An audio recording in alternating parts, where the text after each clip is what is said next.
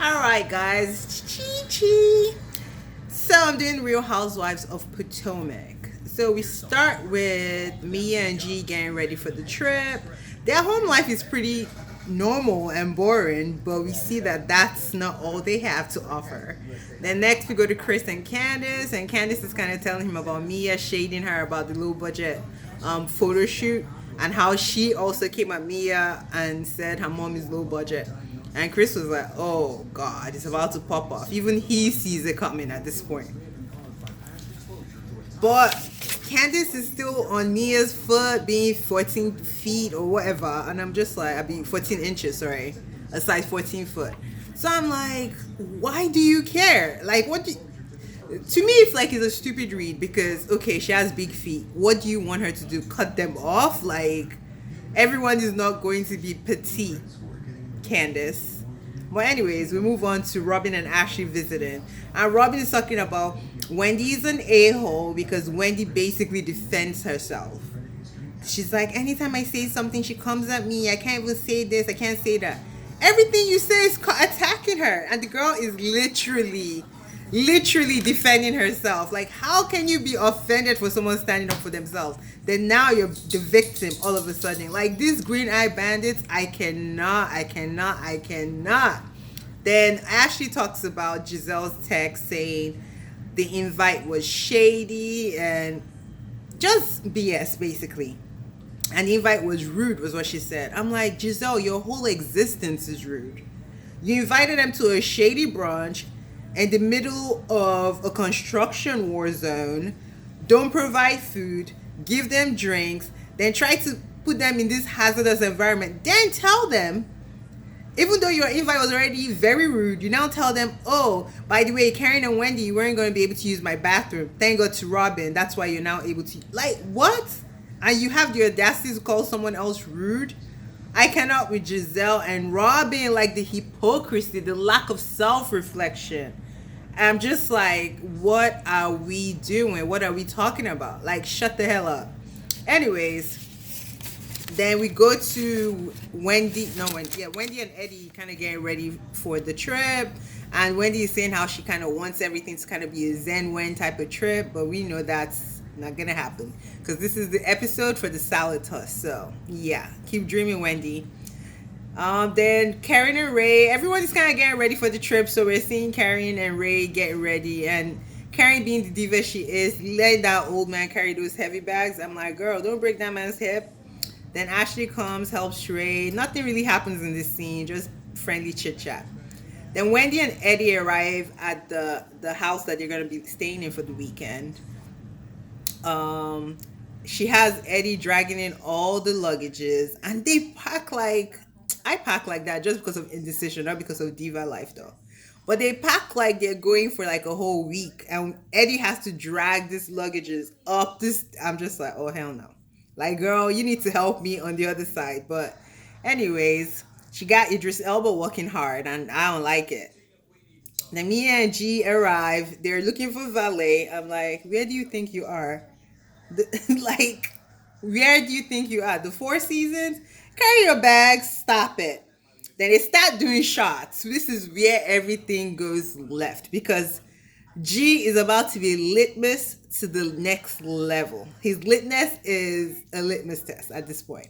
Like, bro, anyways, they start doing the shots. He's still okay. He's still standing his ground. Then Mia reveals the sad news we have about her mom and her relationship and how her mom used to be an addict and how Candice calling her trash kind of affected her. If I were me, I wouldn't even reveal that. Because now Candice is gonna use it as basically ignition to come for your mom every time. And you know that's what she's gonna do. Anyway, Candice arrives, there's shade everywhere. And she keeps like body shaming Mia. To me, Mia is annoying sometimes, but the girl has a nice body, paid for or natural, I don't care. She has a nice body. So she's talking about how big she is, how her feet, oh, like crazy stuff. I'm like, girl, everyone is not gonna be pint sized, and that's okay. Like, coming for Mia is like, it's ridiculous. It's simple. Like, your reads are weak. That's what that means. That means you can't come for Mia for anything more serious. Like, you came for her mom, who was not really involved. She called your show or your video shoot low budget, which it was. Nothing wrong with that. You're an up and coming artist. You're not gonna have the big budget, obviously. Nobody expects you to. So why would you be that offended to like insult someone's mom? And your mom has a lot for people to insult. So it's like, why would you do that? But anyways, this is Candace's world. We're just living in it. Then Mia hopes that Chris is able to control Candace this weekend and hope Didi makes her happy. But we find out next episode that that ain't gonna work. Then this is where crap starts going down. So all the couples are gathered, they're drinking, they're mingling, and G has started to turn. First, Wendy's like twerking, I think. Then he's like, "Oh, let me make it rain." Then I think this time, then we're seeing Karen and Ashley in the car with the juxtaposition saying how G is so calm, he's so unproblematic. Well, in the house, G is basically beginning to lose his mind. Then I don't even know how this conversation said at the strip club, how he doesn't really enjoy the strip club, but Mia enjoys the strip club. And Mia likes white women. And I'm just like, what conversation are we having? And the same thing for the couples. The couples were looking like, how did we get here? Then he starts thrusting in this act that I'm just like, what is going on? He's thrusting, his tongue is out, is the most unattractive thing I've ever seen. I don't know if it's because he's older or if it's because it was so vulgar and very like abrupt. You did not expect this. And he's going on and on. Then I think he starts to talk about his member, which I totally missed, but Candice is like, I don't need to know how big or small your member is.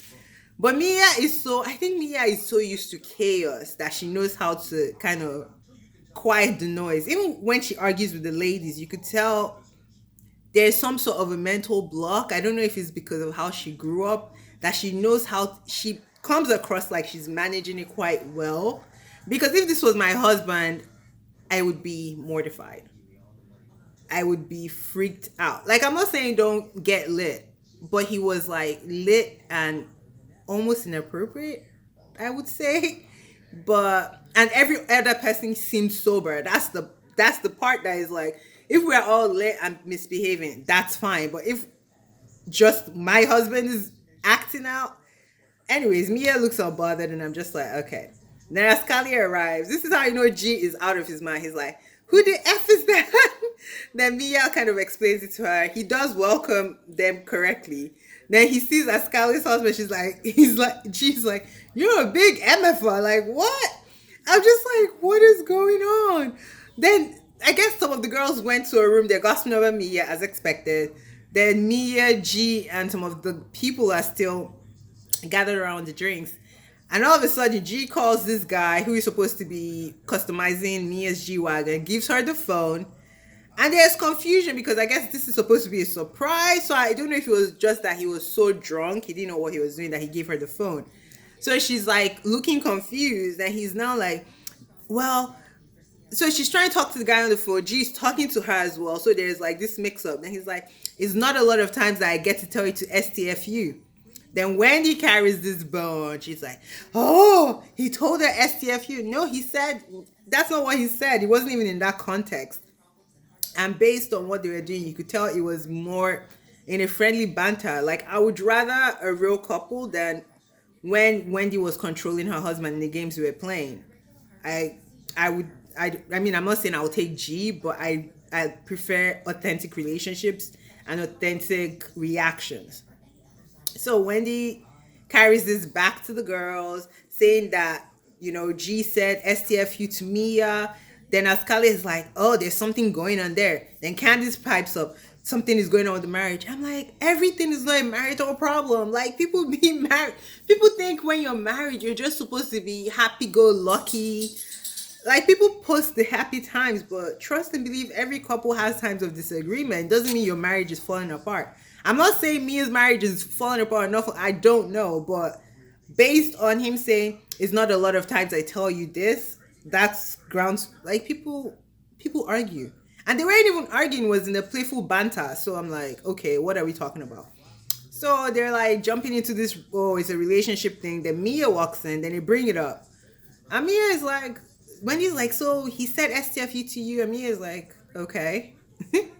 And Wendy's like, you guys talk to yourself like that? And she's like, yeah, sometimes. Then Candace, with the crappy relationship with the man she takes care of and treats like a personal slave, pipes up talking about, well, this is stuff you do behind closed doors, not in front of people. Girl, you talk to your husband crazy in front of the cameras.